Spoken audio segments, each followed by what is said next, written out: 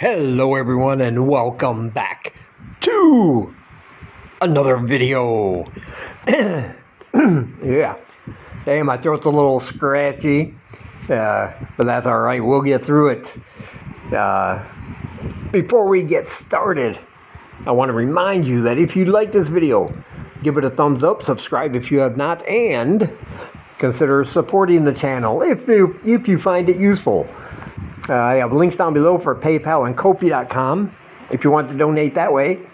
We appreciate always and forever all of our awesome supporters.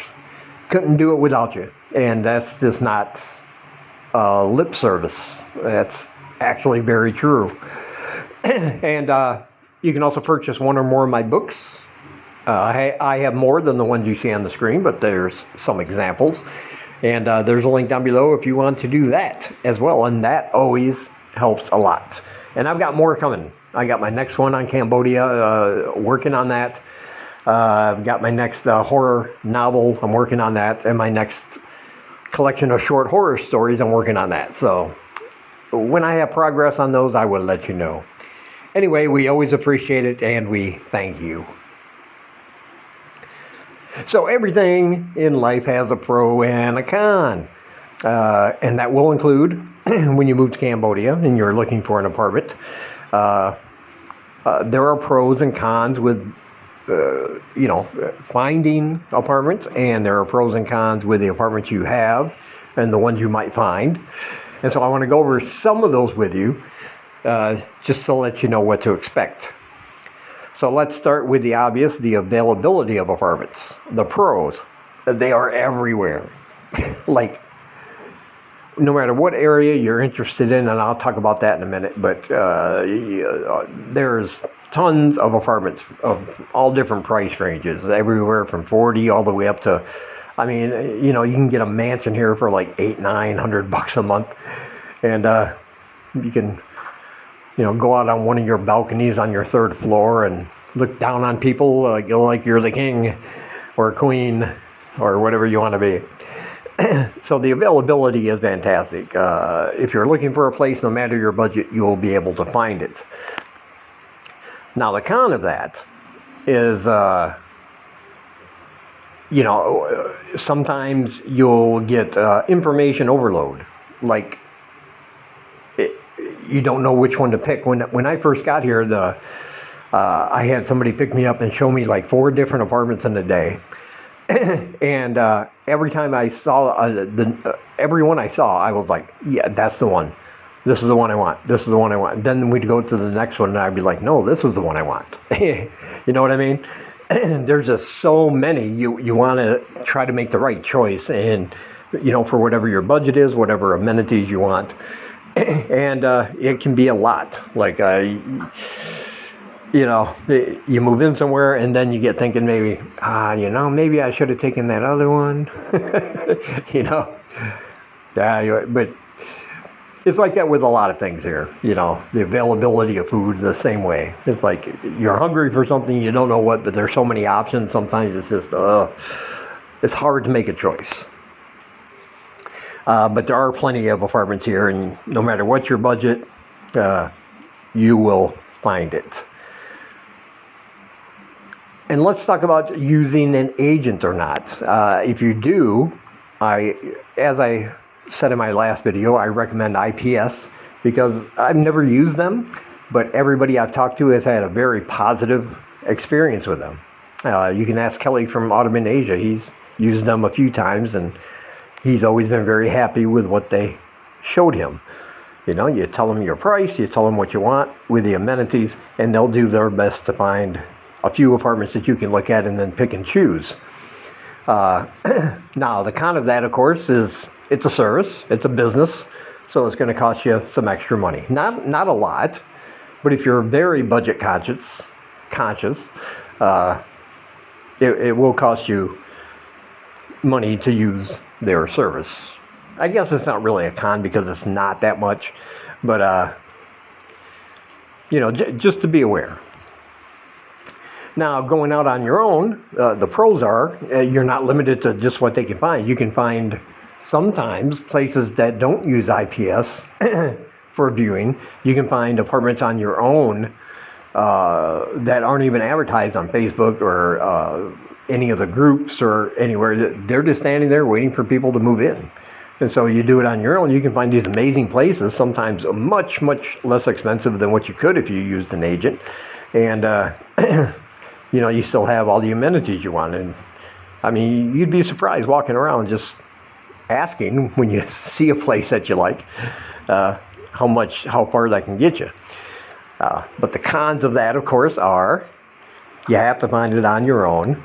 And especially if it's your first time, you might not know what you're doing, and there is some legwork involved, obviously, or you know, money to spend on a tuk-tuk or a pass app, whatever, to take you around different areas so you can look. But yeah, they are out there within your price range with the amenities you want. And if you use the service, I do recommend IPS because, as I've said, I've never heard anybody complain about them. So that would be my recommendation, as I said in my last video. But again, remember the pros and the cons of doing it yourself or using a service. Now let's talk about a lease. The pros, not a lot of places will have a lease. Some of the higher price places, you know, you get into the $150, $200 range, you'll probably have some kind of lease. They want you to stay at least 6 months. And the pros of that are, they can't just kick you out on a whim, you know. They can't just say, like, we've had this happen a couple times. You know, all of a sudden it's like, oh, my relatives are moving here from another thing, and this is our only apartment, and so, you know, you got to go. And nothing you can do because you don't have a lease, you don't have anything in writing, so that can be a hassle. But with a lease, the pros is that you have it in writing that you're going to pay this amount of money, X amount of money, for this many months, and your lease should list everything you'll be responsible for financially if something goes wrong in the apartment, or what the landlord is going to be responsible for financially if something should happen inside the apartment that needs fixing or replacing or something like that. Because I've had that happen too, where without a lease, you know, one of the cons is that something breaks, they can just look at you, even if it's not your fault, just wear and tear, and something breaks, and they'll just say, you're going to have to buy it and yourself. You know, you're going to have to replace that for us. And again, without a lease, you don't really have much recourse because, you know, you don't have anything in writing. But with the lease, you can look it over before you sign. You know exactly what's going on, and if there's something you want them to add concerning that, you can tell them. If there's something in there you think is a little funny, you can talk to them and they can scratch it out if you can come to that conclusion, you know. So a lease is a good thing to have for you and the landlord to protect both of your interests. Now the con from having a lease is that you are stuck in there. So if you decide a month later somebody moves in and they like to have raucous rock and roll jam parties all night with the smell of marijuana floating in the air in your hallway, and people yelling and screaming and dancing and making a lot of noise, or your neighbor decides to get a couple dogs that aren't bark anytime the wind blows and is keeping you up all night, well, you're locked into that lease. So anything that goes wrong once you sign and you move in, you're still under obligation for that amount of money. If you move out before, you're going to have to pay the entire remainder of your lease, you know. So that is a bummer. And if you find a better deal somewhere or something forces you to move again, you're locked in that lease. So you're kind of stuck there. Now, without a lease, I've already told you the negatives. You don't have any assurances that from month to month you're going to be able to stay. You don't have any assurances if something breaks that the landlord's going to take care of it. But the pros of not using a lease and having something month to month is that you're kind of free. I'm kind of nomadic here, and it's good when you find something, you know, and you're like, oh man, now this apartment, this one here, this one is great for the price. Like this is the one I want, and you'll be able to just say, okay, great. I don't have a lease. I can just move out whenever I want. And of course, that means also that they can just kick you out whenever they want because you have nothing in writing. So that's the cons of that. And I'll let you to decide which pros and which cons you prefer. And going back to a previous subject, if you do use an agent, you want to be sure to stipulate that. Like I don't want to sign a lease, if they can find you a place without a lease. I don't know if they do that, but it's something to think about. And you should think about that because, like I said, once you're locked into that, you're locked in for good. And now let's talk about location. I'm going to say this. I've lived in a lot of different areas, a lot of different neighborhoods within Siem Reap, and there's not a bad one I found. There's not a neighborhood like you see in the United States. You see some of these cities and people will be like, you know what, you don't want to move to that neighborhood.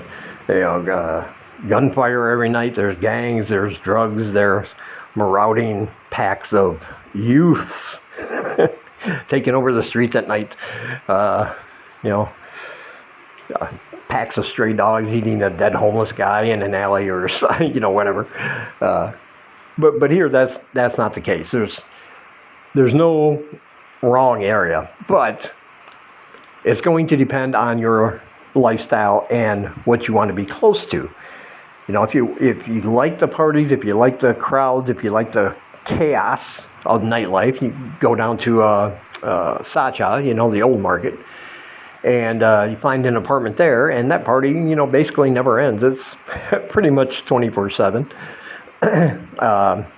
And if you don't want that, you want to move a little bit further away.